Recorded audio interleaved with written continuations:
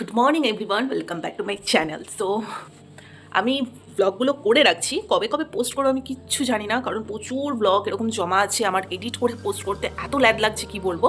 তো যাই হোক, আজকে কোনো একটা শনিবার ধরেই নাও, ঠিক আছে, কারণ কবে আমি এখন এডিট করব, কবে শেয়ার করব জানি না।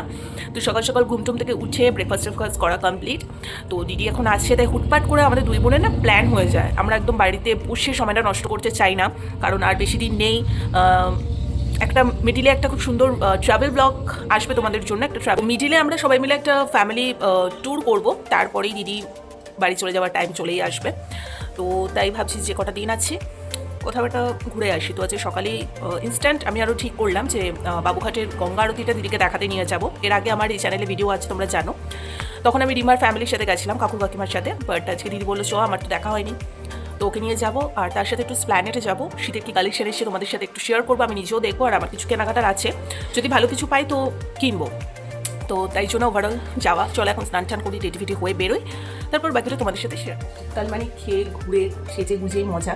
তো বাড়িতে বসে থাকতে ইচ্ছে করে না, যদিও বা সবে এখন সদ্য শীতটা একটু একটু করে কলকাতাতে পড়ছে, মানে এখনও সেই অর্থে কিছুই পড়েনি, বাট তাও যে কটা দিন দিদি আছে একটু ঘুরে ঠুরে নিই, একটু মজা করে নিই, আর তোমাদের সাথে ছোটো ছোটো করে ক্লিপগুলো শেয়ার করছি, তোমরা সাথে থাকুন, দেখতে থাকো।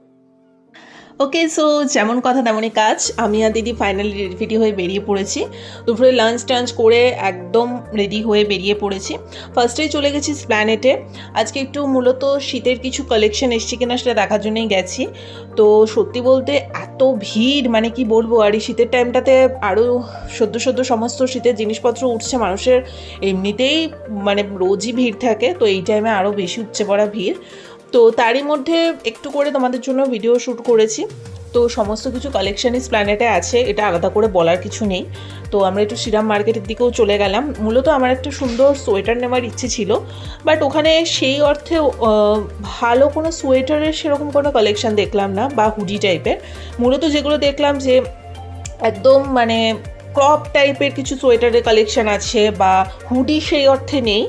আর সোয়েটারের থেকেও বেশি জ্যাকেটের কালেকশন আছে, মানে আমরা যেরকম মানে পাহাড় টাহাড়ে যেতে যে মানে মোটা মোটা যে জ্যাকেটগুলো থাকে, সেই জ্যাকেটগুলো 400, 450, 500, 550 এরকমের মধ্যেই রয়েছে। তো সেগুলোই তোমাদের সাথে শেয়ার করলাম, বাট এখন এগুলো কিনে কি করব।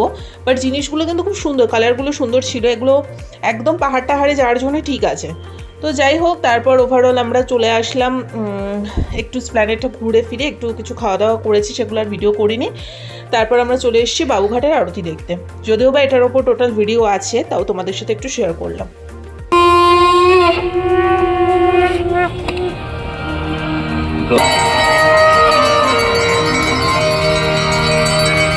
सर्वे भवन्तु सुखिनः सर्वे सन्तु निरामयाः।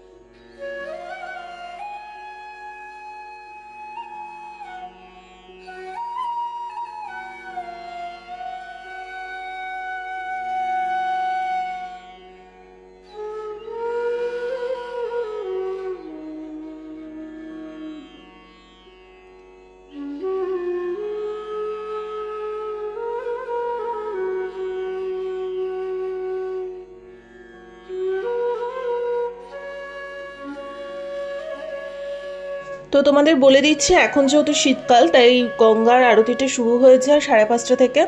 তো মোটামুটি 6টা 15, 20 এরকম চলতেই থাকে। তো এই ছিল টোটাল আজকের ভিডিও।